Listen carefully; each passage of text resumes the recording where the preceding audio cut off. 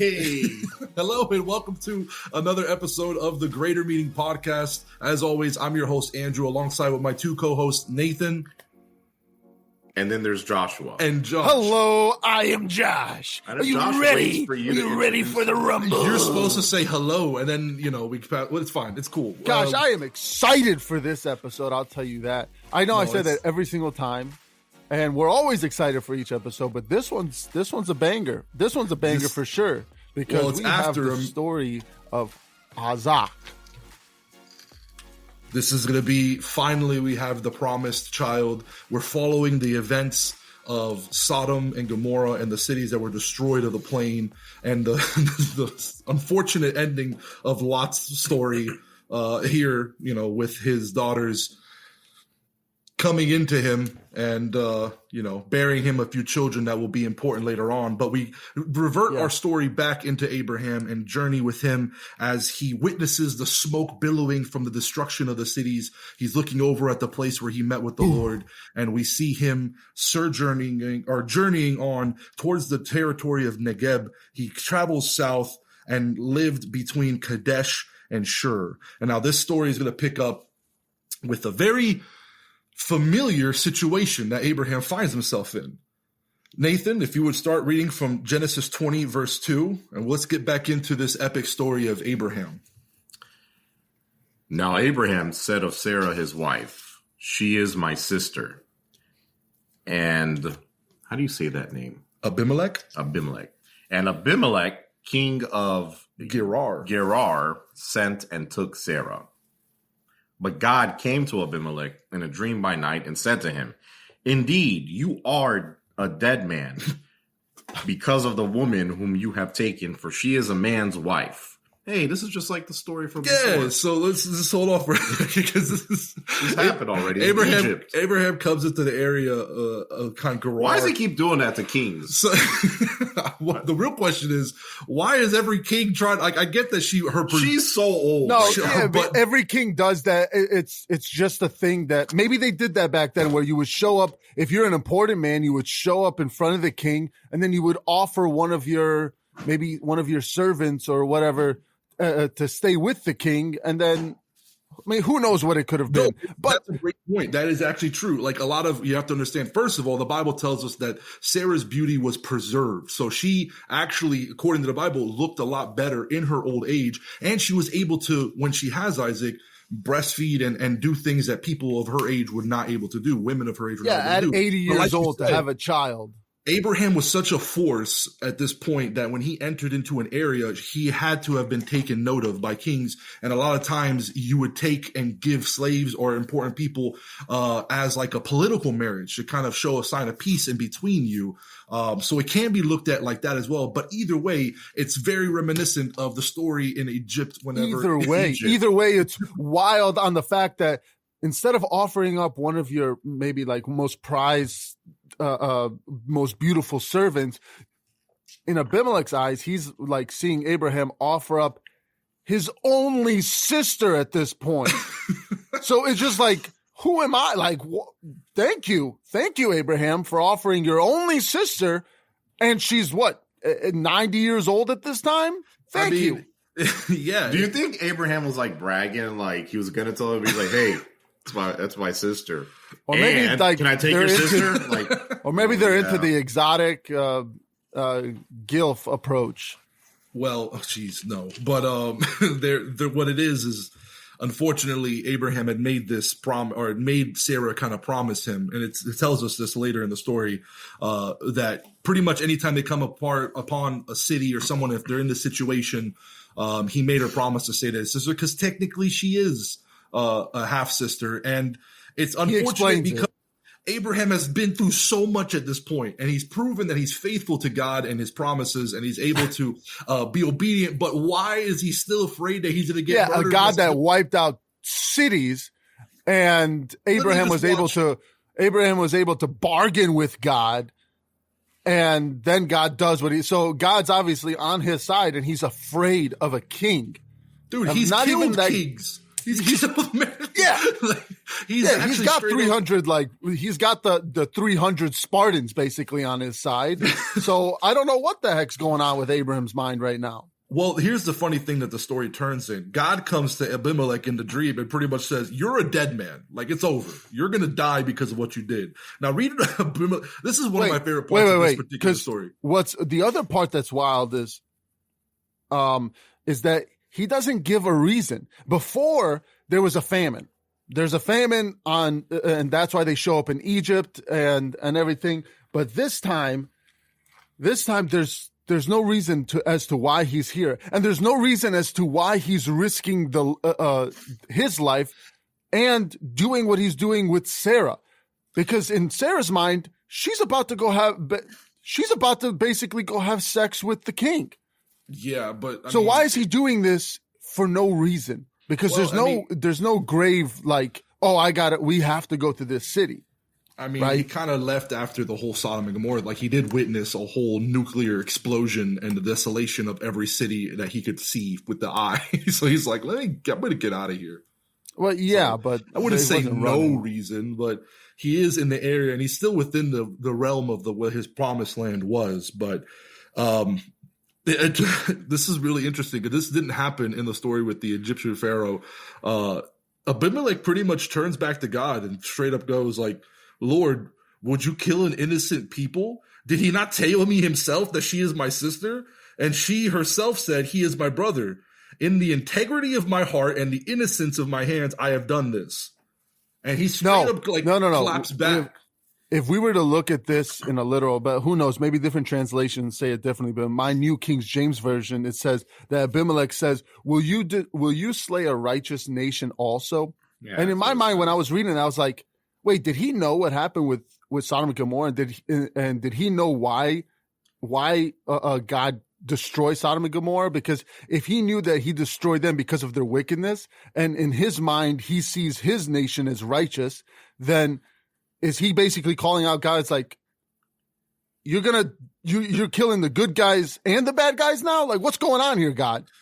I mean, killing the bad guys and the good guys now. Yeah, I think it was just like, it's funny that God comes to him and straight up says, you're a dead man, even though he, in his own right and in his own eyes, did nothing wrong. And it just goes to show. Well, God does respond. God, yeah. Yes, I know that you not do this in the integrity of your heart, for I also withheld from you sinning against me.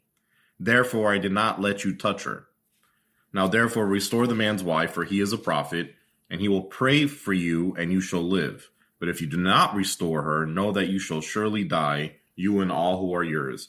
I don't think he was like, who knows? Like maybe she got sick. Warning him, you will be a dead man. Well, it's funny. No, he does. The thing that's, and I've read a lot about this, he doesn't say that. He literally says, indeed, you are a dead man because of this. And there actually is a thing that happens here in the story. He doesn't say, hey, you'll die if you don't do this. It's like, no, you're dead. Like, whatever is upon you're going to die. He's dead. Whatever's inside of him is probably something, because what's necessary after this, and we're going to cover a couple chapters, so we're not going to read every verse, but what ends up happening is Abimelech wakes up early in the morning, called all his servants, and pretty much returns and says, it pulls Abraham to him and is like, dude, why did you do this?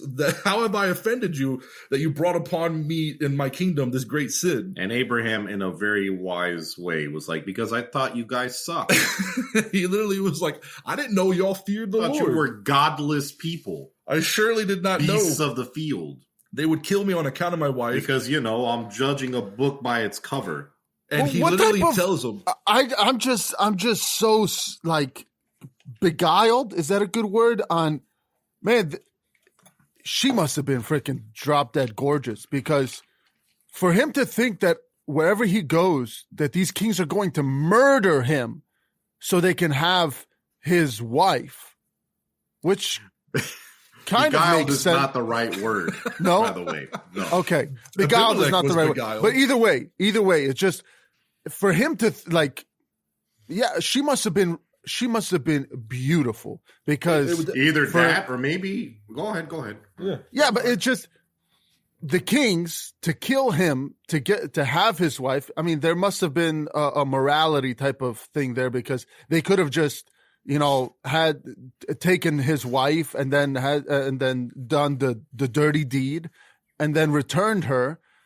But to kill Abraham, like he must, I don't know. It's just that's a crazy, that must have been a thing that was going on back in the day, I guess. Like you're just killing the husbands so that you can get to the wives. That's kind of the world. It's reminiscent of what the world was like, but it's interesting that God calls him. It still happens nowadays, I guess. God calls him a prophet, and it just goes to show that, like, thank God that he is faithful and not reliant on the way that our conduct and our own actions is like, when God promises something and he anoints, and it goes to show his power and anointing over Abraham, and the promise of his covenant is what saved Abraham in this situation. It wasn't because Abraham did something, because Abraham literally straight up tries to go and kind of talk his way out of it. He's like, well, when I was called out of my father's house, I asked him, do this kindness for me, that every place we go, say of me, he is my brother. But what Abimelech does is very interesting in the way that he responds. He's upset, but he tries to make it right. He takes sheep, oxen, male and female servants, and gives them to Abraham and restores Sarah, his wife, to him, and pretty much tells him, anywhere in my land that you want to stay, take wherever you want, you can stay there. And she tells Sarah, he's like, look, I gave your brother 1,000 pieces of silver. Indeed, this vindicates you before all the people, and thus she was rebuked. And it's pretty much Abraham. This is the part that's interesting. I said, when God said he came to Abimelech, he said, you are a dead man. Abraham prayed then for Abimelech, his wife and his female servants, and then they bore children, for the Lord had closed up the wombs of their house and Abimelech because of Sarah. So there was some type of, I don't know exactly, I was trying to look up and see what ailment, but it could have been that they were struck with some sort of fatal disease. Maybe it was like an STD. Maybe it was something that prevented them from being able to have children, that either they realized or didn't realize that they were sick. And it was necessary for Abraham to pray and God to touch them. Quick question for both of you. Is this the first evidence of somebody praying to God and somebody being healed? Let me think. That's a really good question right there, Nathan, because it is, because I know the answer. I'm just saying it is. Yeah. Have you read it until now? Well, I'm thinking we're literally in the beginning of the Bible. Listen, we've covered a lot of stories. No, nobody else has prayed and there was healing over somebody else. There's also nobody else has been called a prophet straight up to somebody else up until this point, which would pretty much a prophet. They've been called a priest. Yeah, but a prophet is somebody that is a spokesperson or a representative for God to the people. So Abraham was God's chosen representative on earth to bring about his promised people. What about the other Abimelech in the Bible? In Judges? One of Gideon's 70 sons that basically convinces his mom to have a coup and basically completely take over the family kingship. Abimelech is also in the story of Isaac. Later, Isaac does the same thing with the king Abimelech. I don't think it's like a title, I believe. No. Abimelech. Like Pharaoh. Yes, but with Isaac, that's the same Abimelech. But basically, later on in Judges, you have one of Gideon's 70 sons. There's another Abimelech that it was a madman. Was a terrible, terrible king. Even his own people, like the capital of his nation, rose up and basically destroyed Abimelech. This is, by the way, a whole different Abimelech than the Abimelech we're talking about. Yeah, that's later in the story, and there's multiple Abimelechs, but that one also is spelt differently. Let me point something. No, it was the same. It's not spelled differently. I think it just means like the guy that was the king. Let me point something. No, I don't think. I think it was a name. I think it was a name, and then later on, even with David, we have a Ahimelech. All right. Let me point. Thank you, Josh. Awesome. Hey, you're the name guy. I like trees and names. All right. Let me point something out to you finally. Okay. What kind of sticks out to me with this whole Abimelech situation? He's like doing an overcorrection, like giving Abraham all this stuff, and it says that he rebuked Sarah was rebuked, pretty much. After he gave... Get away from me, woman! Think about it this way. And I'm looking at it from Abraham's perspective as to why he always says it's his sister. Like, maybe back then, if you say it's your wife, dude will just kill you and take your wife. I know you discussed that before. Okay, so he's like, all right, so you kind of knew I was going to kill you if I would have known it was your wife. So you're smart with the whole sister thing. Can you please tell that crazy godlike figure that came to me in my dream to like chill? You know what I mean? I think if God hadn't visited him in his dream and spoken to him the way he did, he probably would have just been like, yeah, I'm just going to kill Abraham now because I found out about it. But he's just like, yeah, dude. Was that God? Like, who was that? There's one God only? What was that? By the way, why did you lie to me, man? Dream.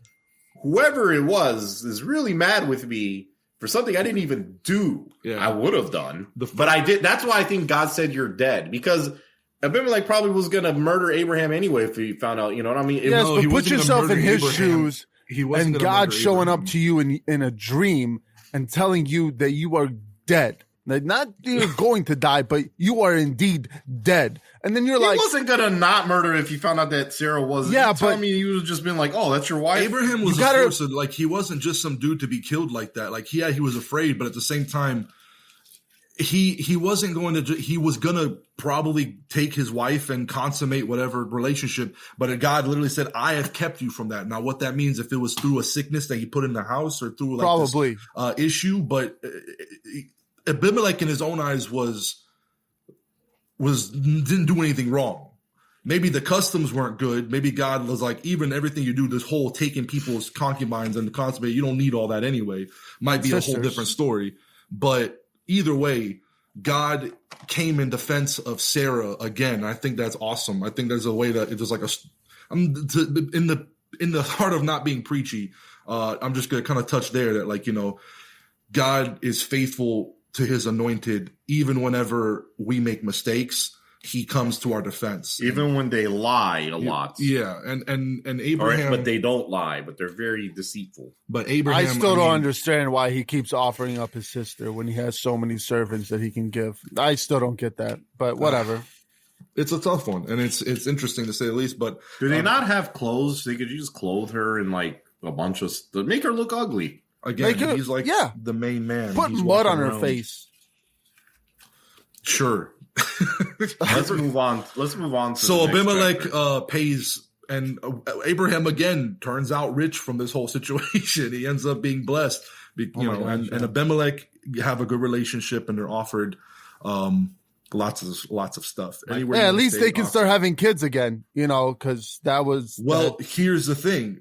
Let's go into the next chapter. We finally have the promised son coming. I mean, it says that, Nathan, if you want to read from verse 1 and 21, this is the moment that Abraham's been waiting for 25 years. He's been listening to God. He's been faithful. He has entered into covenants. He has gone through adventures. He's gone to wars. He's witnessed desolations of cities. He's been through a lot, but still throughout all of this, God's promise is finally coming to pass for Abraham and Sarah. We finally have God visiting as he promised Sarah, I will come and visit you in a year's time. He is 100 years old at this point. Nathan, started off with verse 1. Through 7. Yes, sir. And the Lord visited Sarah as he had said, and the Lord did for Sarah as he had spoken. For Sarah conceived and bore Abraham a son in his old age, at the set time of which God had spoken to him. Hey, that's what you just said. And Abraham called the name of his son who was born to him, whom Sarah bore to him, Isaac. Then Abraham circumcised his son Isaac when he was 8 days old, as God had commanded him. Now Abraham was 100 years old when his son Isaac was born to him. Yes, and Sarah said, God has made me laugh, and all who hear will laugh with me. It's a weird thing to say. She also said, who would have said to Abraham that Sarah would nurse children? For I have borne him a son in his old age. So it's a reference back to when she laughed in the tent. I know. The name of Isaac is the one who laughs. Jesus, but not Jesus, was like, why are you laughing? Where is your wife? Where's your wife? But indeed you did laugh. Ha ha. But indeed you did. Yeah, so, I mean, we have the Lord visiting. She have the child, but she was able to nurse, and she was healthy and brought it up, and he called it Isaac, and it's a beautiful, beautiful moment because the child grew and it weaned, and then Abraham threw a big old party feast on the same day. But the Lord visited Sarah. Like, was it a physical type of surgery? Did he do on her? God came and touched her. That's the only way I can take it. I'm not going to think that God was just present while him and Sarah unfortunately got it on. You know what I mean? I think it was just God finally opened up her womb, and I love how it says this in the set time of which God has spoken. So it was exactly, even though it wasn't in the timing that Abraham and Sarah expected, it was in the time where I believe it showed God's glory and power, because it would have been, where would have God's miracle and promise and how impactful would it have been if they just had a child when they could, and it would have been easy for them. But God did it in such a way where they couldn't do anything but give glory to God, because it was only God that could allow for her to get pregnant and be able to nurse at 100 years old. I think she was 90, but I don't know exactly how old she was here, but Abraham was 100 years old and he's having a child, and it's the promised child. And God said, through Sarah, your wife, through your seed, I will bring about a nation that is as numerous as the stars and as numerous as the sands. And it's a beautiful moment. And Abraham just parties. He just at this time, they're still in the land of Gerar. Yeah. And what's interesting also is to note that he also, after the 8 days, he continues on that promise of circumcision and circumcises Isaac, continuing on the covenant and the promise that God made to make a sign in the flesh, as a sign that they are a people set apart. Hopefully by this time he got Lot. Huh? I said, hopefully by this time he got Lot. Like, was able to circumcise Lot. I don't get it. He's saying hopefully by this time he circumcised Lot. His nephew? Yeah.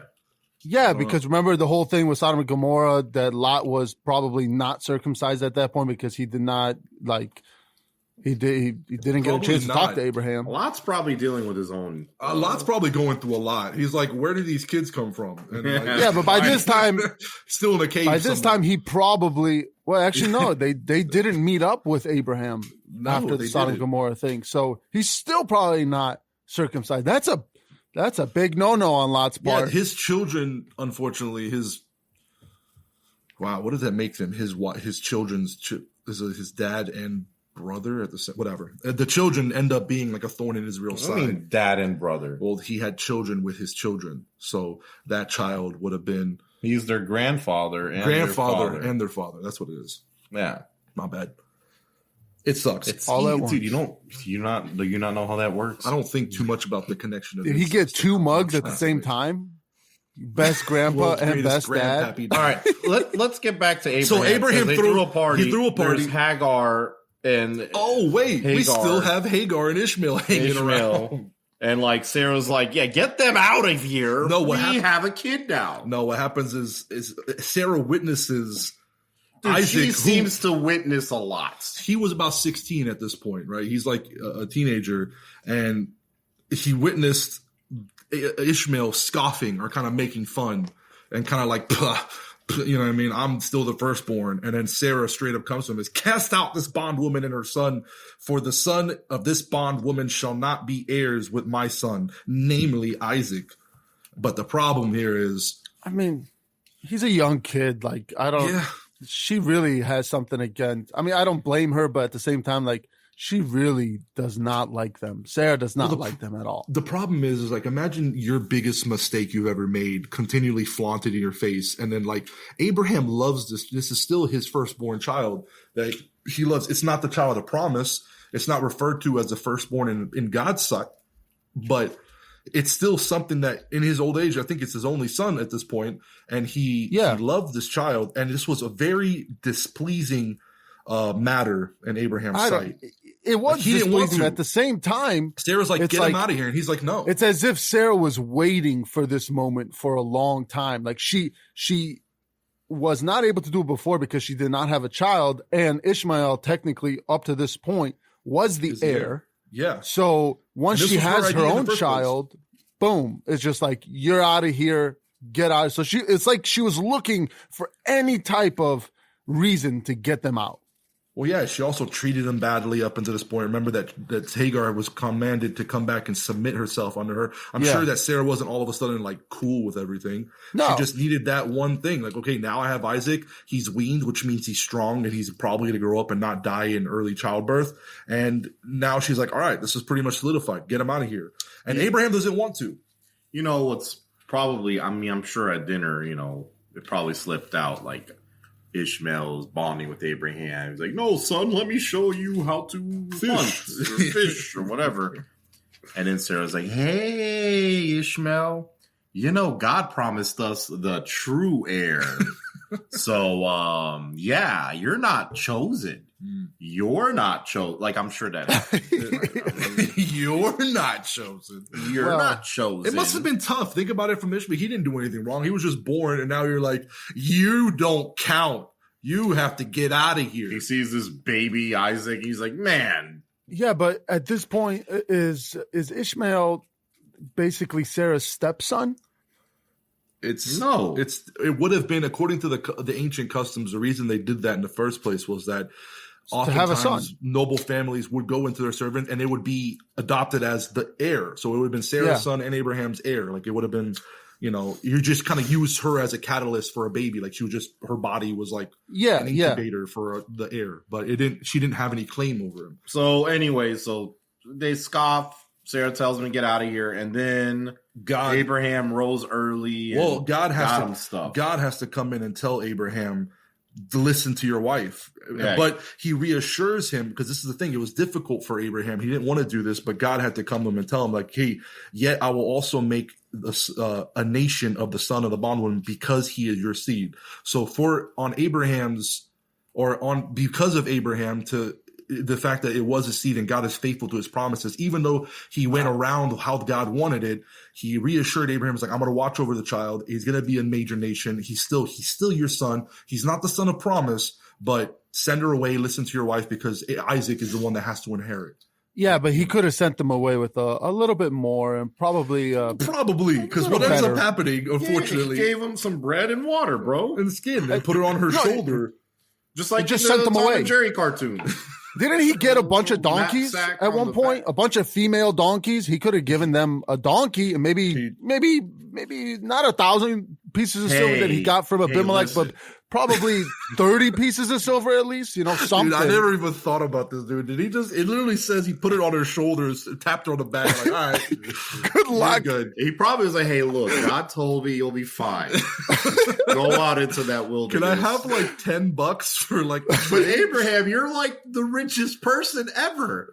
Nah. You think I'm rich, but I got to pay a lot of taxes, you know, maybe a lot of withholding in my paychecks. I don't know, man, you know, FICA, you know, Isaac or Abraham, we live in the desert. You gave me one bottle of water. Kind of just had him leave. Well, a wineskin. That was a pretty good amount of water. Yeah, I know. I'm just playing. Either way, well, they departed into the wilderness of Beersheba, and the water skin dried up, essentially. And they got to the point where they're like gonna die of thirst. And Hagar did not want to witness the death of her son. It became such a dire situation that she literally placed him underneath some shrubs and went and stayed across from him at a distance of about a bow shot. So as far as you can shoot an arrow, probably it was like, so she couldn't see the death. 20 yards. So what I don't understand, the boy, how old was he? He was between 13 and 16. She placed him between some shrubs, like, bro, what? He was probably passed out from he was in bad shape for her to like carry him and put him under there. Okay. She didn't want to see him die. They got to the brink of death. And God heard the voice of the lad. Well, what's interesting is she sat opposite to him and lifted up her voice and wept, but God heard the voice of the lad. Not hers. Why? And why all God of a sudden speak to them? An angel did again.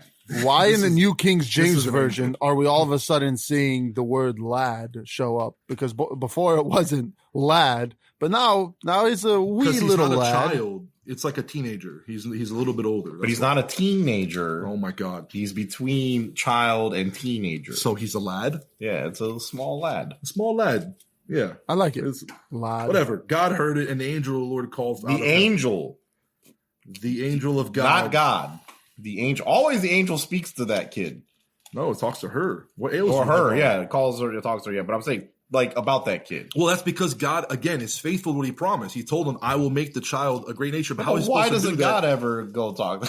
He heard the voice. It says, God heard the voice of the lad. Arise, lift up the lad and hold him with your hands, for I will make him a great nation. I'm just putting it out there that God always speaks to Abraham direct, and an angel always speaks to this person. Well, to be fair, the first time he was in her belly, and the second time he's like passed out from dehydration. So it's kind of like, I'm starting to get convinced that whenever it says the angel of the Lord, that it is Jesus. For some reason, I'm starting to be convinced by that, because whenever it's the angel of the Lord, when you have the whole context, basically Father, Son, and Holy Spirit, they're all one.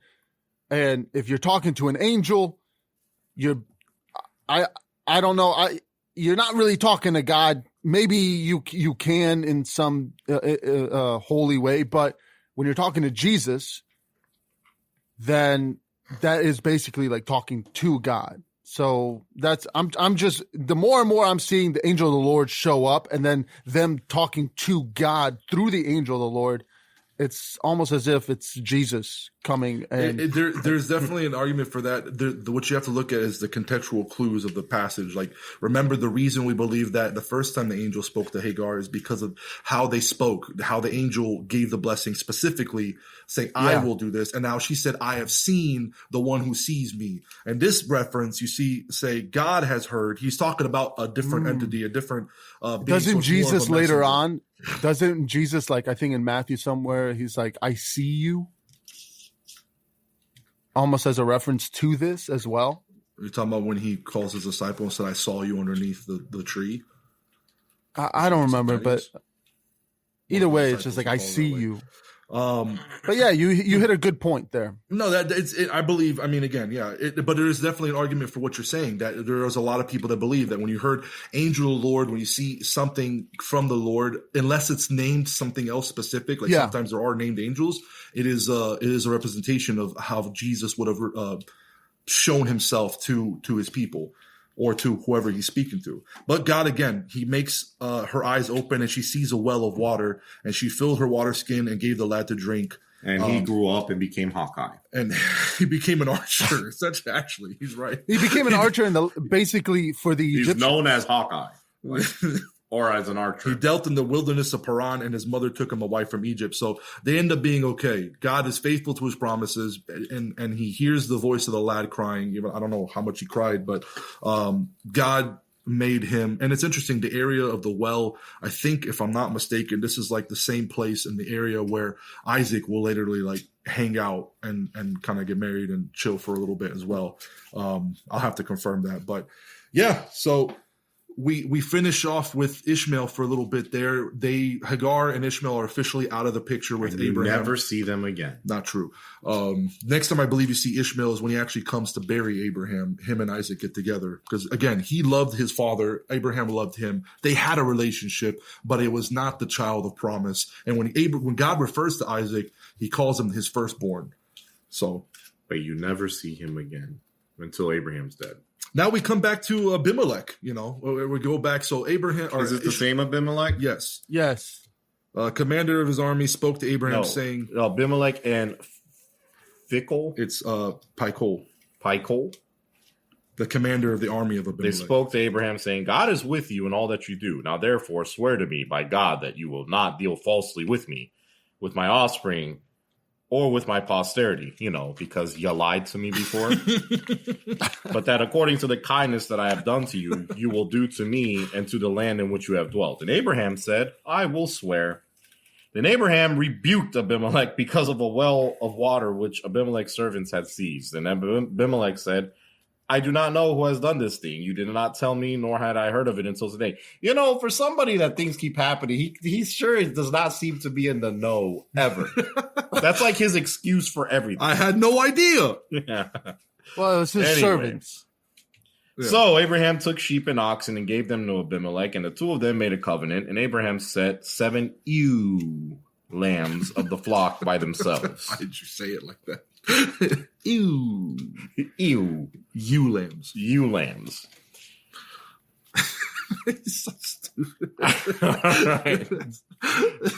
All right. Do you want me to continue? 'Cause, I Please. mean, it's like, Okay, so- what's the point of this? Like, why are we reading about? They make a connection. well? They make a connection. It's an important well, and they make a connection. Pretty much, they promise that. And Josh is gonna like this. Abimelech can see that God is on Abraham's side. God is represented through him, and he kind of has fear of this God that came to him in the dream. It was like, I can kill you at any moment. This is my prophet. Like, don't mess with him. And there's obviously a disconnect between Abimelech and his servants, because at one point his servants come and take a well that he's using. And Abraham's like, bro, I thought you said we were cool. Like, you really want me to get my God on my side? I rebuke you. Yeah, it was a problem. So, yeah, so Abimelech comes to Abraham and pretty much tells him, I did not know this thing was done. You did not tell me. So what Abraham does in response is really interesting. He actually takes sheep and oxen and gave them to Abimelech, and the two of them made a covenant.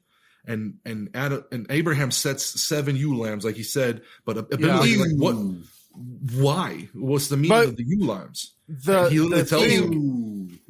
In Abimelech's defense, Abraham is on Abimelech's land that Abimelech theoretically, I guess, like gave to him, but because Abimelech is king, all the land everything in that area is theoretically his. So if Abraham just all of a sudden up and digs a well and the servants take it and start using it, I don't know.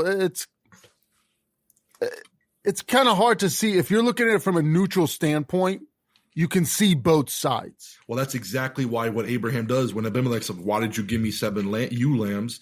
He literally says, you will take these 7 ewe lambs from my hand that they may be a witness that I have dug this well. So he's literally like kind of paying for it. Like, hey, this is like a transaction and a witness that this is mine. We can't make this mistake again. Just like for the reason that you just said. Yeah. And I want to clarify, like Abimelech, because it's mentioned like 4 different times in the Bible, like you were saying earlier.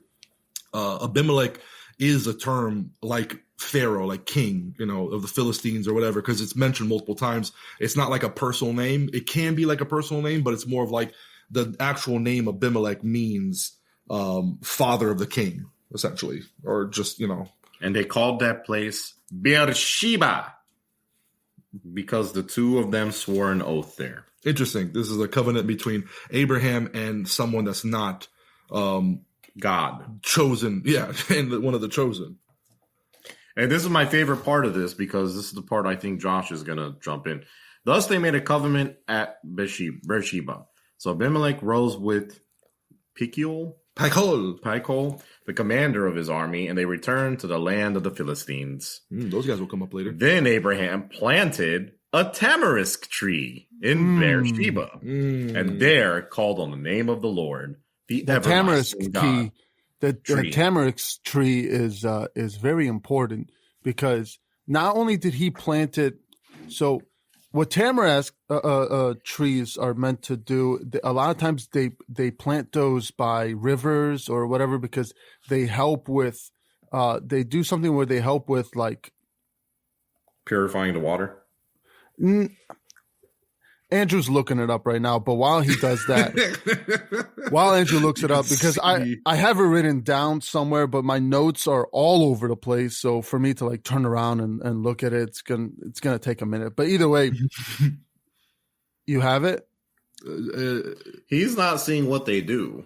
I'm just seeing this thing. I mean, Abraham planted a tree in harsh, dry conditions of the desert there, and it's an exclamation point. This act declaration is a declaration. It declares that it's going to be to the future generations. Yeah, invest. It's like come on. Normally, you plant those in places like where with minimal water, and it grows slowly, and it takes decades to mature. So it's pretty much a sign that, like, this will be.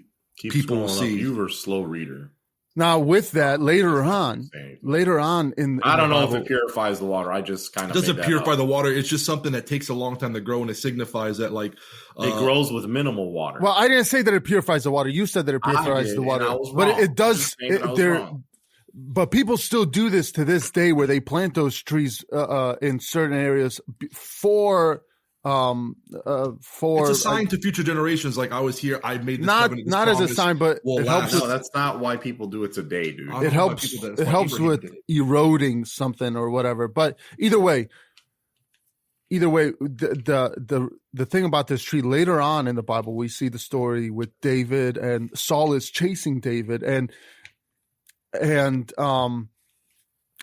Saul is resting under a tamarisk tree, and then gets up, and then Ahimelech is in this same. So he gets up, and then Ahimelech is a high priest, and basically Saul murders him. And it wasn't even Saul's like people; it was like Saul's like a henchman or his dog, basically that he tells like, hey, just kill all the priests. And this is where Saul does that terrible act where he kills all the priests. But Ahimelech, it's funny that we're reading and by the way, this you story are right.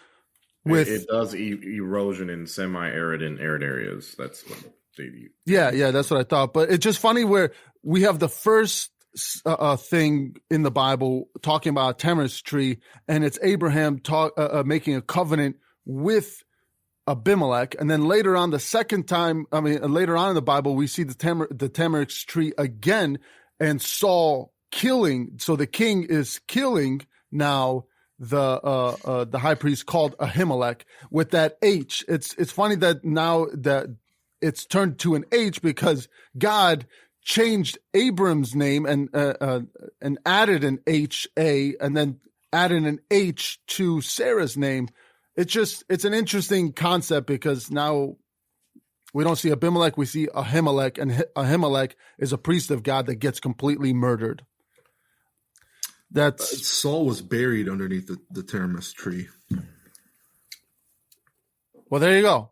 That is They took his bones, and what did you say it does? It cleans up like erosion or something like that. Yeah, it's used for erosion. There's definitely some super significant point there. I told you guys, Saul was, there's like, something about trees. Put him There's underneath the something tree about to trees. purify his bones or something like that because he was like, Well, did you just hear what he said with the H's? yeah. That's nuts. Josh is the tree expert here. I didn't do any research on the trees because I knew Josh would And come the in. funny thing is, Josh doesn't even work with trees outside of here. I don't know Well, why he just saw know so much about trees. That's incorrect It's a because trend. today I was cutting down, instead of going to buy posts, I was cutting down like slim trees in my backyard so I can use them as posts so I can make this like viney looking fence for my yard. Yeah, that's a little bit of that. Anyway, Either way, yeah, let's get back to the story. Have you ever even climbed a tree? Yes, I have climbed the tree. I've cut down trees. I even hugged the tree when I got scared. So, yeah. I used to climb. Remember the trees we used to have in the front of our house here in Hickory? No. We used to have 3 trees that had these branches, and me and my sister used to climb them. And I remember you guys used to have that tree house, and then we would all go over, climb on top of the tree house, and then jump off of your tree house, and then land on a trampoline. Mm-hmm. Yeah. And Matthew missed one time and hit the ground really hard, and we just looked at him, my younger brother Matthew, and he's just like this 4-year-old that fell off a really high tree house and just flat black back I remember on the that. ground. And we just look at him and start laughing so that he doesn't cry. Yeah. Me personally, growing up, we had a pear tree in the backyard. That's about Email it. us at Greater Meaning Anyway, Podcast. What yeah. is your tree experience? We'd love Yeah. Greater Meaning Podcast at gmail.com. We'd love to hear your tree experience. Let's move How on. important are trees to you? Let's move on. Actually, you guys think this is a Bible podcast. This is a tree podcast masquerading as a Bible We fooled podcast. you. We Oh, got yeah. you. Yeah. All right. Johnny Appleseed. Genesis 22. Big chapter. This is the one so many preachers love to preach. I'm about going to this. really try not to get preachy here, but this is this is the climax of the Abrahamic story.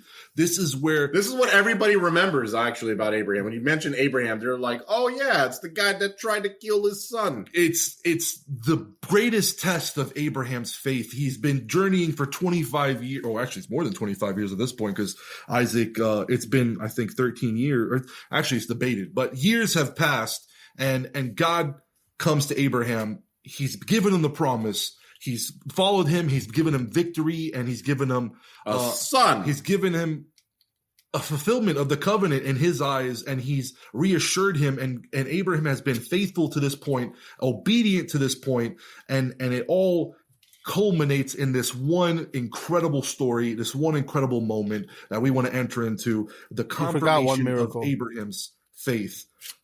I mean, he did a lot in his life. Well, I know, but him. There's another one. He prayed for a guy and he was healed. Well, that not only that, he kept his wife beautiful throughout all her life, except for after he did. God did. God kept Sarah beautiful. Which even that, there's a whole thing to go even with that, because there's actually some experts that, I don't even want to say experts, but there's some people that actually are saying that those are two completely different. I mean, that's the same story that was told in different areas, and then were basically changed and altered to fit that area, and then they were in the Bible. It was told as two different stories, where it was the one story, but people have debunked that. And what are you talking about? I don't know. We digress. Let's get into the story of Abraham. No, wait, hold on. What are you talking? What story? That she's beautiful? The whole sister thing. Brother sister thing. Yeah. So basically, that those are it's the same story that was told in two different areas. But in the Bible, it was taken as two separate stories, where it's actually one story. But like I said, it's been debunked already.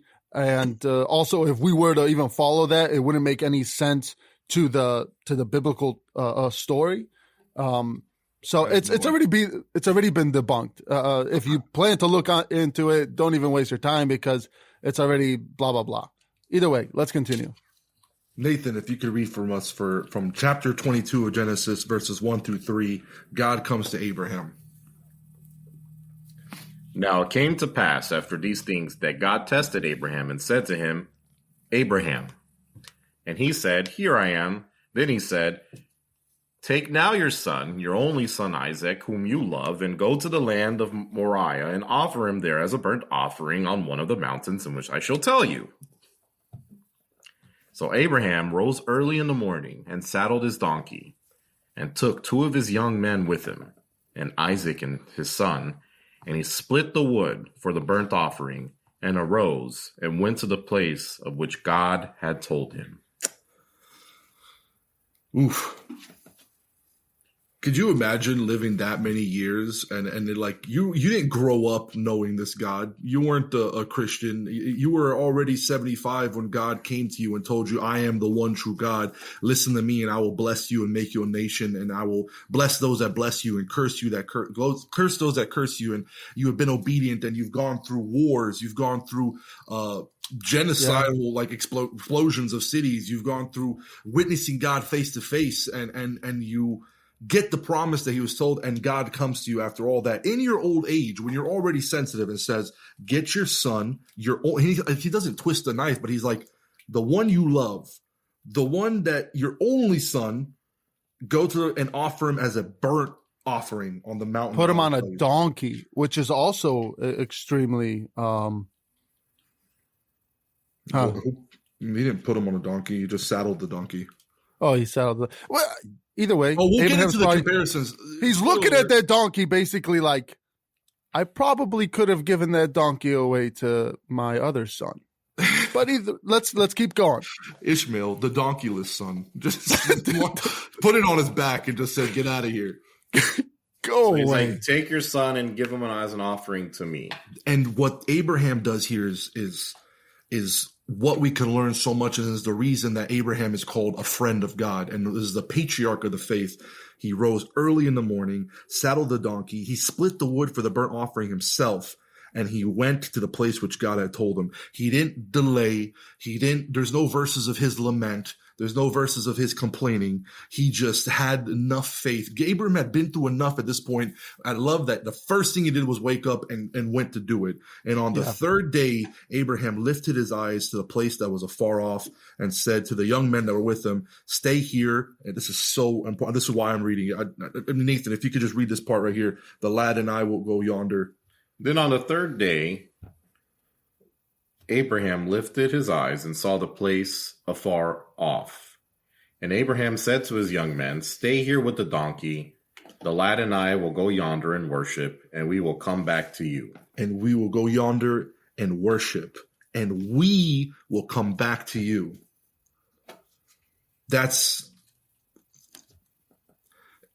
I'm not going to preach, but it's a really impactful and important telling verse that shows the mindset of how Abraham was up until this point. Yeah, but he also knew God already promised him that his son will be the father of nations, right? And he knew, but he's still prepared. Like, he's not like, Abraham, I don't believe, is expecting God to stop him. Yeah, but at the same time, if you look at Abraham's past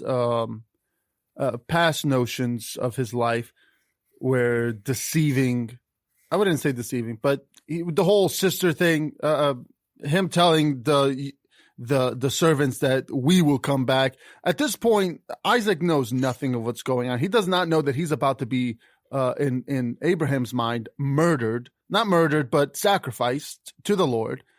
So he's not trying to give it away at the same time. Just like later on with Jesus, Jesus isn't trying to give it away that he's going to be sacrificed. But that's a whole foreshadowing story. Okay, so there's actually the argument to the opposite of that. Up until this point, we have, so Abraham takes the wood and offered it and laid it on Isaac, his son. And he took the fire in his hand and the knife, and the two of them went together. And Isaac actually asked him, like you said, "My father." And he says, "Here I am, son." And he says, "Look, the fire and the wood, but where's the lamb for the burnt offering?" And Abraham says something very interesting here. He says, "My son, God will provide himself a lamb for the burnt offering." So the two went together. That's true, but that's basically like they didn't bring a lamb with them. And he's obviously not going to tell his son, you will be the sacrifice, because Isaac probably wouldn't go willingly, all willy-dilly, like, because he's in his mind, he's like, I'm going to go help Papa. Me and Papa are going to go do this sacrifice. I think by the time he got to Papa to tell his son, you're going to be the sacrifice. I don't think Isaac is going to be, would have been at that point, so willing to go anymore. Papa. Why Papa? Why me Papa? That took the fire in his hand. There's references to believe that, and people believe, and this is a comparison to, again, the sacrifice of Jesus. And I understand the symbolic foreshadowing. I get it. Isaac at one point was in agreement and went believing with his father. Like, this because once he's on the sacrificing area, and he basically at that point most likely realized that he's the lamb. Well, Abraham built an altar there and placed the wood, and then he bound his son Isaac and laid him on the altar. Now, this is an old man, Abraham, past like 100 and something years old. Some people believe that Isaac didn't want to be there. If Isaac didn't want to get bound by Abraham by himself, he wouldn't have let the man bound him. I'm just saying. Well, no, he would have also he wouldn't have had to be bound. He could have just laid there at the same time. But if he had to be bound, then he probably was resisting a little bit. I think that there's arguments for both ways. I'm going to be of more of the belief that he was willing and he went willing. And I'm a believe that he resisted arrest. That's what I believe. He resisted that arrest. Well, Nathan, if you could read from verse 10 onward, this is the climax. This is just such an important moment. Imagine like Abraham up into this moment. Just read. By the way, everybody, this is what we call foreshadowing the Messiah. And Abraham stretched out his hand and took the knife to slay his son. But the angel of the Lord called to him from heaven and said, "Abraham, Abraham." So he said, "Here I am." And he said, "Do not lay your hand on the lad or do anything to him, for now I know that you fear God, since you have not withheld your son, your only son, from me." Then Abraham lifted his eyes and looked, and there behind him was a ram caught in a thicket by its horns. So Abraham went and took the ram and offered it up for a burnt offering instead of his son. And Abraham called the name of the place, "The Lord will provide." As it is said to this day, "In the mount of the Lord it shall be provided." So that place is called the Lord will provide. Or in other words, Jehovah Jireh. The Lord will provide. Josh, does that have any significance for you personally? Yeah, because my son is named Jireh. Yeah. Besides that, I thought you would make it cooler, like, oh, and that's why I decided to name my son Jireh, because the Lord will provide. I don't know. Well, my other child I was going to name Jova, so it would have been Jireh Jova. Could have been cool if it was the other way around, but it wasn't. So, you really didn't make this moment cool. Like, what did you do? No, we decided to go with Jireh. We decided to go with Jireh, and it's a great name. I thought it was cool because this is the only time in the Bible that I could be like, hey, Josh, your firstborn son's name is God will provide from his passage. So Abraham stretched out his hand and is about to strike him. And then he heard a voice say, Abraham, relax. Yeah. No, I'm just kidding. It wasn't that. Abraham. It could have been Abraham, like take it easy, because his hand was. It could have been Abraham. Did Abraham like pause? Was there like a moment of like? Was it? I've seen the cinematic ideas of like raising the hand, his hands trebling. And he's like, I trust the Lord, and just right before. Let's dive into this portion of the story. This is one of the most preached on, one of the most popular stories. I know we've said that a lot. Genesis and the beginning of the Bible has a lot of very well known stories. But this is particularly of such significance, essentially, because of all the correlations and similarities and foreshadowing that it has towards the future offering and sacrifice and resurrection of Jesus for our sins. Is it because God so loved the world that he gave his only begotten son, that whoever believes in him shall not perish but have everlasting life? Yes, Abraham was called to do what God will later do himself, except Abraham was spared. God had mercy on him, and then he himself provided the lamb for sacrifice. The ram. In this context, he said he will provide a lamb. Then God provided a ram, but God will provide the lamb, speaking of Jesus, who will be offered as a sacrificial lamb for our sins. Now, there's actually a ton of similarities. What were you gonna say, Josh? I was saying it's super fascinating on the fact that the very beginning with Abraham, so God. This is like, obviously, if we're talking about bloodline, there's Noah, there's Adam and everything, but this is the first time where God is making a covenant with basically the bloodline of Abraham. So he's making a covenant with him, and the very, very first the firstborn son, offspring of Abraham, the very first person that God made a covenant with, completely creates the story that we will see later on in the New Testament with Jesus. That's not necessarily true. I mean, God made a covenant with Noah, and yes, but I'm saying this isn't the first place he made a covenant. What it is he offered. What were you trying to say specifically? I'm saying he made what?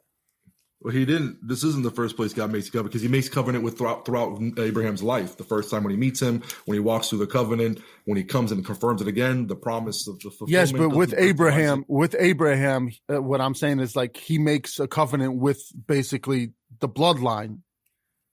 Yeah, he already did that. That's not here. That's not in this story. No, I know, but I'm saying that Abraham was the first one to actually start the whole thing with the beginning of Israel.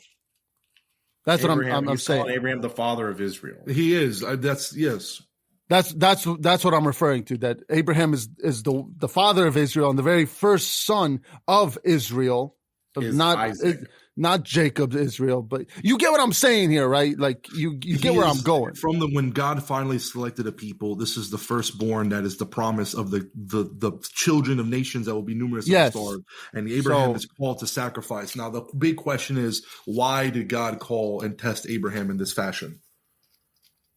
That's what I mean. We're not going to get too deep into like the preaching of the text, because we could spend a lot of time and break down all the verses and really find each and every correlation. But that's the big question. Like, why would God ask this of Abraham? I mean, why did a president we had say he'll nuke a tornado?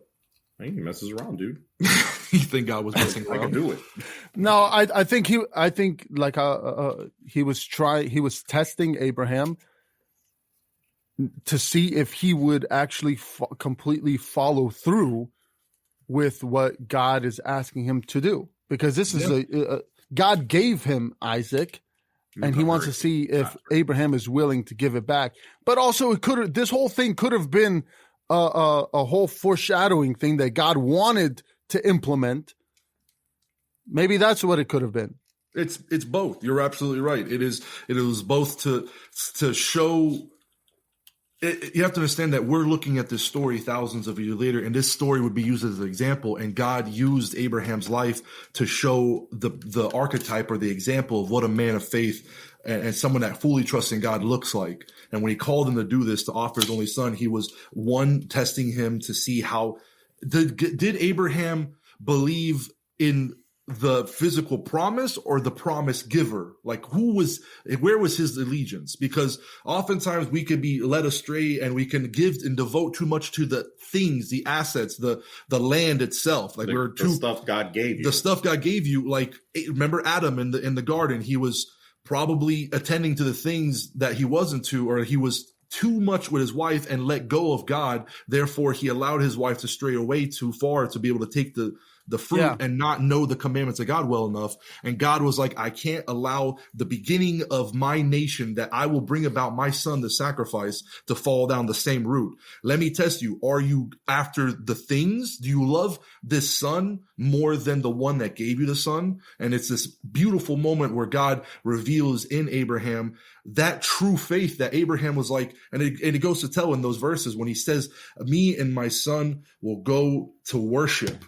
And that's like one of the first places that you see that word, like they're going to worship. And when we think of worship, we think of singing songs and being happy and feeling good. But what real worship, the actual definition, is submission to God's will, submitting yourself into what God wants against what you want, sacrificing what you love and in return, letting God have his way in your life. And Abraham had such a faith that he brought the fire, he brought the knife. He knew, he's like, we will return. I don't know how God's going to do it, but one thing I do know, God promised one thing, he's going to deliver that thing. Even if he has to bring him back from ashes, I know that he can do that. So, and then it's also the second part of what you said, Josh, is correct. It's an archetype for an example, because Abraham was called a friend of God. And he had this relationship, and with the father and the beginning of that covenant relationship, which you brought up, Josh, he's showing this idea, this is what I'm going to do. I want you to get a glimpse of this. I want you to get an idea of what I plan. This is going to be an example, and except I'm going to go through with it. And it's going to be a payment, not for just you, but for all generations, all peoples.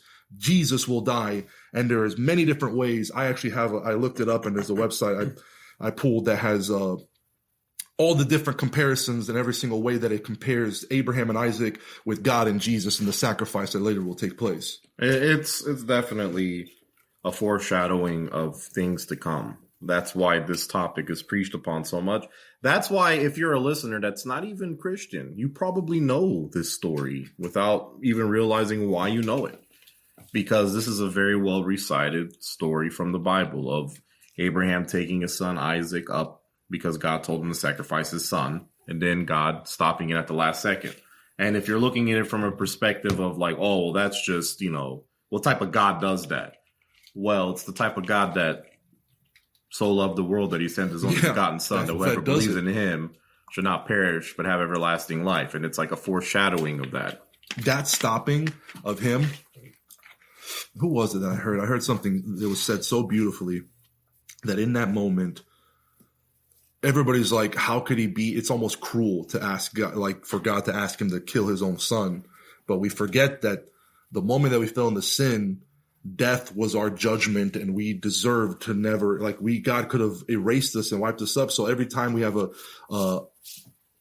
a breath in our lungs, and anytime we're given children, anything like that, that's a grace from God that is, a gift. That if he would have continued and actually sacrificed his son, it would have been a just punishment. It would have been a just thing. Did you know that every time you breathe, you say the name Yahweh? I've heard that. I don't know. Wait, what? That's not how I breathe, but I don't breathe like that. There's this dude. idea of Yeah, well, if you're a mouth breather, then. I'm not a mouth breather. That's not when I breathe. I mean, Stop. I have like a deviated septum probably, so I don't know. I breathe kind of weird. I whistle usually when I'm. What does that whistle mean? What is that? The example Abraham gives us is such a powerful example. It's such an important thing that we can learn from in this idea of taking away what it means to truly believe. I mean, he was going to go through with it. Abraham was ready to do it. He was ready to ride. Like he had the knife in the air. Abraham went through with it. He did wanting to. He went through with it wholeheartedly to the point where God had to stop him. Mm-hmm. Like, hey, whoa! I got it. You're good. And you know what, Abraham, you're good people. I was right to choose. I knew I was right about you. You're a good guy, dude. You kind of had me concerned with the whole wife thing. You did that, but you know what? You're good. You're a really good person. Let me just tell you this. By myself I have sworn, says the Lord, because you have done this thing and have not withheld your son, your only son. Blessing I will bless you, and multiplying I will multiply your descendants as the stars of the heaven and as the sand which is on the seashore. And your descendants shall possess the gate of their enemies. In your seed all the nations of the earth shall be blessed, because you have obeyed my voice. That's what God said to me. Yeah, he takes the moment and he reaffirms the promise that he made to him, reconfirms it, but it's basically like, let's say you're going to buy a car, and the dealership tells you you're good. Everything's good. Here's your car. I promised that I was going to give you a car. Here's the car. And then as you are getting the keys, they tell you, all right, first, I want you to drive I want you to drive at 150 miles an hour and drift around this curve and smash into this wall. Josh, hold on. Before you continue, what? Wait. I'm getting something here. Buying the car. All right. You bought the car. The dealership told you, here are the keys, but you got to go drifting, bro. How does this You got to go drift and crash the car. And then as you're drifting and crashing the car, you're about to crash the car, and then they have this stop button. They press the stop button. The car stops. And then they tell you, oh, well, you're good now. You can have the car. This is a horrible example. Well, no, wait. And along with that, and then they say after you can have the car. By myself, I have sworn, says the Lord, because you have done this thing and have not withheld your car, your only car. What I'm trying to say, multiply. What my amazing analogy was trying to say was that God promised him something, and then gave him a test later on after he already gave him a promise. Later on, it gave him a test. And then after he completes the test, he tells him, okay, but now I'm going to really fulfill my promise. Yeah, that's a stretch of an analogy. That is rough. I'm sorry, listeners, for that stretch of an analogy. Josh, from now on, tell me your analogy. But you get it. The thing is, I got it. I didn't. I still don't. Because I kind of got it. Wow, why don't you get it? You're going to buy a car. They tell you drop it. They tell you that you're going to get the car, and then they give you a test, and then after the test, they say, okay, now the car is really yours. Bring up Disney films, not dealership stuff. Analogies. I like the Disney analogies. I never thought I'd want Disney analogies over anything else. They're actually pretty cool. One interesting fact about the story is the fact that whenever he goes to the land of Moriah where the mountains are, it's believed that the same mountain, or at least the mountain in that region, was going to be future where Jerusalem will be built. And actually, it would be the same mountain that Jesus would be sacrificed on, the mountain of the skull of Golgotha. So there's that connection illustration. There's also the fact that Isaac and Jesus were both the only begotten sons. They were both offered up. They were both carried their crosses, if you will. Like Abraham carried the wood that was supposed to be for his sacrifice, and Jesus carried the cross up the same mountain that'd be for his sacrifice. Both Isaac and Jesus were willing to die and experience that fire. They were both sacrificial lambs. They were both submissive. They were both Jewish. They were both Jewish. They were both silent. There was no reading now, whether you can read from the context if he was bound. Jesus was also whipped and crucified with nails, but it didn't say anywhere that Isaac complained or cried out. They were both silent as they were laying down their lives. There's also more similarities. There's books written on this, but so in conclusion, foreshadowing. Now, if you keep going past the chapter, it just states that Abraham returned to his young men and dwelt at Beersheba. And then the second most preached about topic from this time period is the family of Nahor. I'm just joking. So Nahor. Hold on before we continue off this part of the story, because we're gonna end the episode with this story, and we're gonna finish with this chapter. What about the family of Nahor? That's Abraham's brother. This is a throwback to the land of Ur or Uz. Is it Uz? Ain and Uz. No, not Uz. It goes back into the story. It kind of ties back for a reason. Sacrifices the lamb in his place, and they both went down together. Returned to the young men, they rose and went back together to Beersheba, and Abraham dwelt there. But yeah, it's a beautiful story that it represents the fullness of faith, what it means to be fully faithful to God and his promises. Are you faithful to the promiser or to the physical things that are given to you by God? And it shows that whenever you're faithful to the one that gives, that and you believe in his promises and understand where your blessings come from, at the end of the day, everything will work out. Now we can continue. The family of Nahor, this is Abraham's brother that remained, that didn't come with him. Remember that the other brother died. Yeah. And then he brought his nephew. But it came to pass, Nathan, You want me to read this? No, pretty much the biggest thing is names. That he gives birth to a bunch of children. The biggest one is Rebecca. I believe that it's the same Rebecca that... And Bethal begot Rebekah. These 8 Milcah bore to Nahor, Abraham's brother. His concubine, whose name was Reumah, also bore Tebah, Gamah, Thahash, and Macha.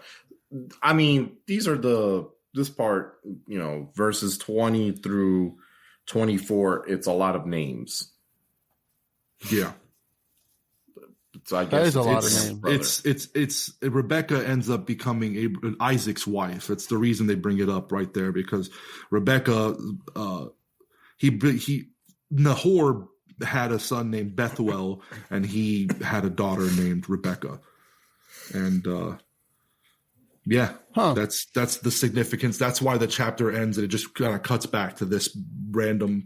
Oh, here, by the way, I didn't know if you guys were wondering what Nahor was doing all this time. I didn't even know Nahor existed. I'm gonna be honest. Nahor was back there still banging it out. He did not have a barren wife. I did not know Abraham had a brother named Nahor until that literal verse. We talked about it. Him and his other brother Haran. Is that what his name was? Yeah, I forgot about, because clearly Abraham's the legend, and Nahor is just the dude. Well, the other one died. Kids. That's why Lot came along, and then Nahor. I forgot about Nahor. I love how they slipped it in. They just slipped it in because of the significance of bringing down his bloodline, so that you can also see that Rebecca is important, because that's going to be the Sarah to Isaac's, The Isaac's wife, or the Isaac. No, so Rebecca is the Sarah to Isaac's Abraham. There you go. I'll go ahead and get into the greater meaning if that's cool with you guys. I don't mind. Greater meaning us, Andrew. Come on. I'll start. For me, GMP time. This is like what I've said before. The greater meaning to this portion of the story is kind of what I said up until now. I kind of repeated it, and I believe that Abraham's life this wasn't the only test. It's like God tested him. I think his whole life was the moment that he said, I'm going to leave my father's house and I'm going to follow after God's will. God was continually testing him. But what I believe the greater meaning here is beyond the obvious of Isaac is the representation of Jesus, and how, it's interesting to me that Abraham was fulfilling exactly what our role was. Like we deserved death as a sacrifice, or the payment for the sin that entered into our world. And God stopping Abraham was that moment of showing his grace and his mercy and saying, I will provide the lamb myself and pay for that sin. And through that lamb sacrifice, whoever believes will have eternal life, just like Nathan's mentioned, that very famous John 3:16. For God so loved the world that he gave his only begotten son, just like Abraham was willing to give his only begotten son, that who shall ever believe in him shall not perish or burn to ashes, in the sacrifice that's deserving, but have everlasting life. And I think that's a beautiful thing to remember, that it's evident, and this is the reason we're doing this podcast, that to show how Jesus and the plan for Jesus was evident throughout the Old Testament. It was always planned that way. It was always signified to be that way. All we have to do is have faith. I mean, it's kind of so general and so vague, but Abraham believed in the promise giver, not just in the physical promise and the things that he had. Even if it was a son, even if it was something that he loved and was obedient to God more than his love for, his own son, which is really tough. It's hard to say to somebody like, love God more than your family, but at the end of the day, we just have to recognize and remember that everything we have is from God. Our blessings, our life, and everything, the reason that we are able to say, I am saved and I have somewhere I'm going to after death, is because of God. And we remember that when we remember what he has for us, it helps us get through. It helps us get through life. Okay. That was good.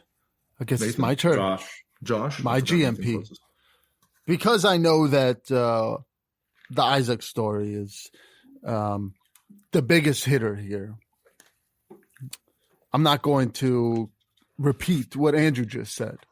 I'm going to go talk. My greater meaning would be more on Abimelech's side. The way that this man conducted himself, even if he did no wrong. So when he had Sarah and God accuses him and doesn't accuse him, but he says that he is a dead man, and he did not touch Sarah, but he still paid. He still did the right thing, as if he did do something wrong. Which even in our own lives, in my life, the whole turn the other cheek concept really hits hard in this story, where this man, it's like, it's not his fault that things keep happening, but they do. And he does the right thing instead of arguing, and instead of saying, oh, no, and then getting all mad. He tries to go the peaceful route, and he turns the other cheek, and then he gives more. He goes that extra mile to make sure that all is good, that there is no grievance between both parties. That's what I like about Abimelech. I like that he goes that extra mile to make sure that there is peace. And for me, that would be a good, I think, a greater meaning to end with. Go the extra mile to keep the peace. Yeah. Be the bigger man.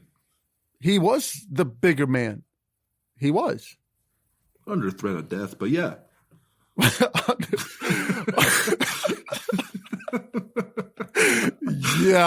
Yeah. But looking beyond that, he was he did a lot. Right. That's a good one for sure. All right, so Nathan. if Andrew did the Abraham part and Isaac, and Josh did the Abimelech part, I guess I have Nahor. So no, the greater. Just keep having children, guys. Like, I'm just like Nahor. Yeah, no. So, look, just to personalize it in a sense, right? Are we called by God to birth nations? Chances are we're not an Abraham, right? But we do, and we have to follow examples of Abraham's faith in our day-to-day lives. You know, think about what we're called to do as Christians in today's modern society. We're called to refrain from certain things that our society deems okay to do, right? We live in a world where if it feels good, do it to the T. And as a Christian, you can't just go out and do everything that feels good to you, because it doesn't follow the laws of God. And we have faith that the reason why we don't do these things is because we want to honor Christ, and we want to show that Christ lives within us in our day-to-day lives. Because we have our faith that once we die, which we will, we go to heaven. That's like really the whole basis and the whole point. The whole point of why God did all of this is so we actually live for eternity. And a lot of times we kind of forget that, again, and I've said this before, this life is just a glimpse. What is 80 years to eternity, right? That's nothing. God gives you instructions throughout your entire life. And you know God gives you certain things that you should do and shouldn't do. God probably speaks to you in ways that is unique, right? Because God speaks to me in unique ways. I'm sure God speaks to everybody in unique ways. Do you listen to the instructions God give you to a T? Do you follow them wholeheartedly with faith that, you know, God's going to see it through? Do you follow the laws that God put forth to you in the Bible? I mean, do you do everything that the Bible tells you to do? Or do you like half do them?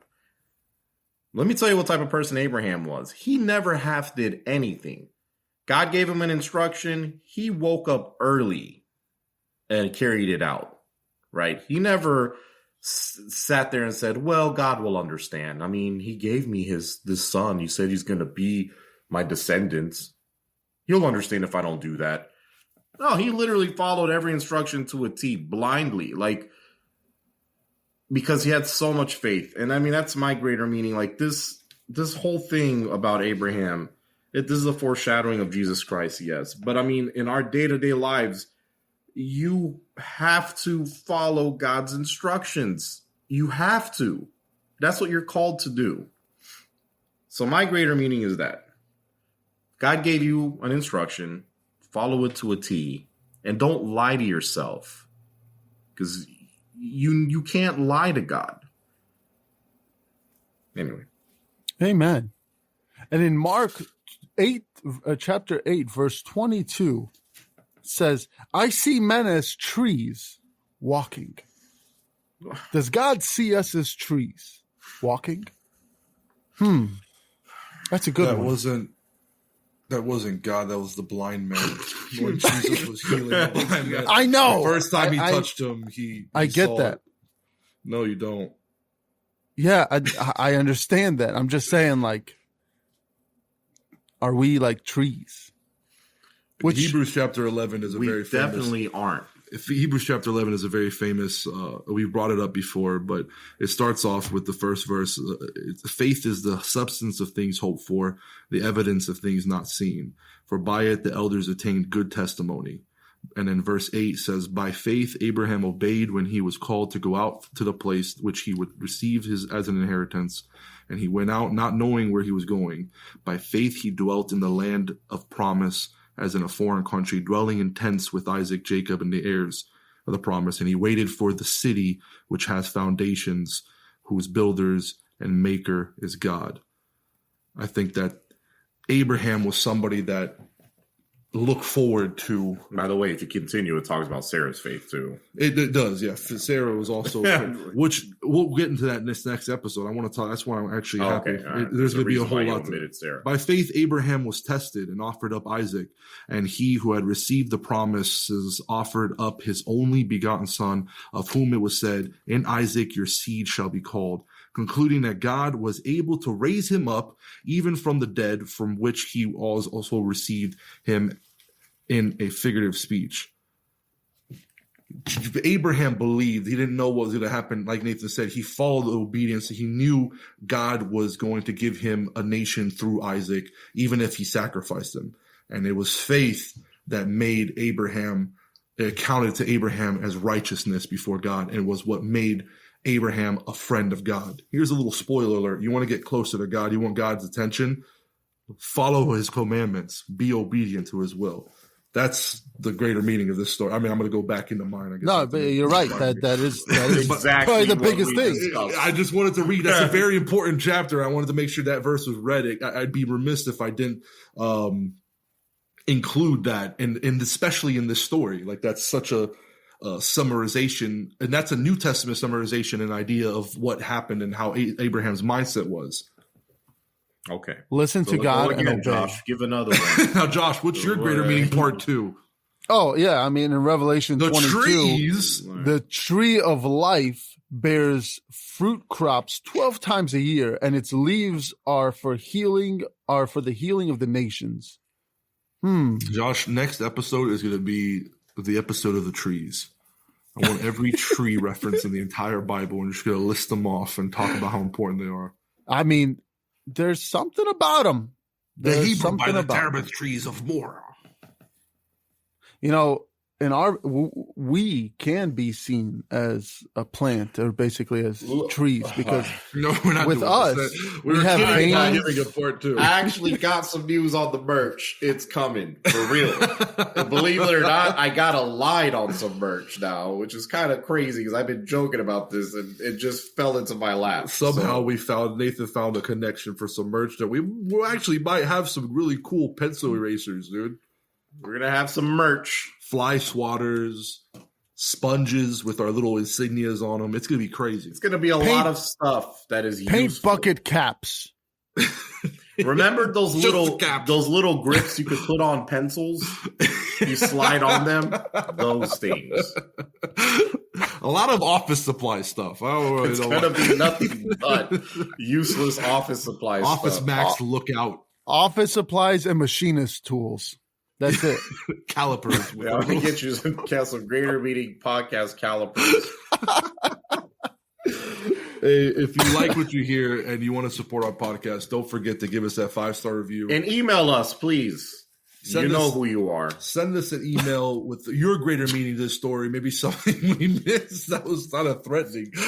You know who you are. You were supposed to a long And time please, ago. hey guys, share this podcast with people. Like, literally just be like, hey, listen to this. Skip the first episode. But like, share this podcast with people. You know, like, get the word out there. We've gotten some traction. It's pretty encouraging. It's pretty encouraging because, you know, this is tough. We all So are busy getting together. Well, Like, no, it's this podcast started out because of our love.